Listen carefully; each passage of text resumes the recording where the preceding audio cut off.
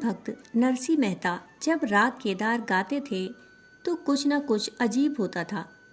कभी ठाकुर जी की माला टूट के गिर जाती तो कभी उनकी बंसी हिल जाती, कभी मुकुट तिरछा हो जाता। देखने वाले और सुनने वाले एकदम आश्चर्य में पड़ जाते। नरसी मेहता ने एक सेठ से कर्ज लिया हुआ था जो वो चुकाने में असमर्थ थे।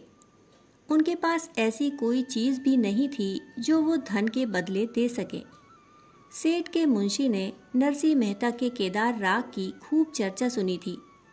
वह मुंशी अपने सेठ से बोला, आप इससे कोरे कागज़ पर यह लिखवा लो कि जब तक यह कर्ज चुका न दे केदार राग नहीं गाएगा।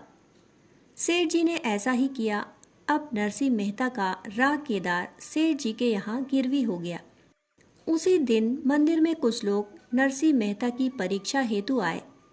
वे बोले, नरसी मेहता के राग में कोई दम वम नहीं है, यह तो बस पतले सूत में भारी फूल पिरोकर माला बनाता है और ठाकुर जी को माला पहनाते समय हल्की गांठ लगाता है। इससे थोड़ी देर में ही माला टूट के गिर जाती है।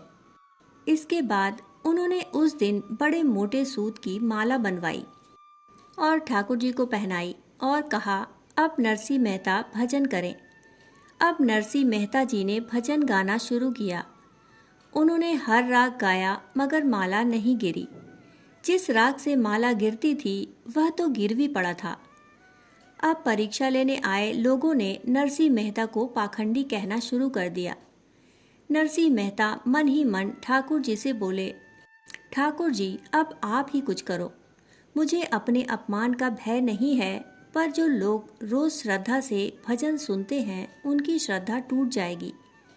उसी समय ठाकुर जी ने नरसी मेहता का भेष बनाया और कर्ज का धन लेकर सेठ के पास पहुंच गए। उन्होंने कहा, यह लो धन और जल्दी से मुझे रसीद दो और एक कागज पर लिख कर दो कि नरसी मेहता का राग केदार मुक्त हुआ। सेठ ने धन गिना और रसीद बनाकर और उस पर यह लिखकर कि केदार राग मुक्त हुआ नरसी मेहता को दे दिया। फिर ठाकुर जी सेठ जी का भेष बनाकर नरसी मेहता जी के घर पहुँचे और उनकी पत्नी को यह कागज़ दे दिया। पत्नी उस कागज़ को लेकर मंदिर भागी। नरसी मेहता को वह कागज़ दिया। जैसे ही नरसी मेहता ने वह कागज़ पढ़ा, उन्होंने राग केदार गाना शुरू कर दिया और जैसे ही ठाकुर जी ने राग केदार सुना, उनके गले की माला टूटकर गिर गई। परीक्षा लेने आए लोग नरसी मेहता से क्षमा मांगने लगे। नरसी मेहता दौड़कर सेठ जी के पास गए कि आपने यह रसीद कैसे दे दी। सेठ जी बोले, तुम ही तो धन लेकर आए थे। नरसी मेहता फिर अपने घर गए और अपनी पत्नी से पूछा कि रसीद लेकर कौन आया था। वह बोली, सेठ जी आए थे। नरसी मेहता समझ गए यह सब ठाकुर जी की ही लीला है।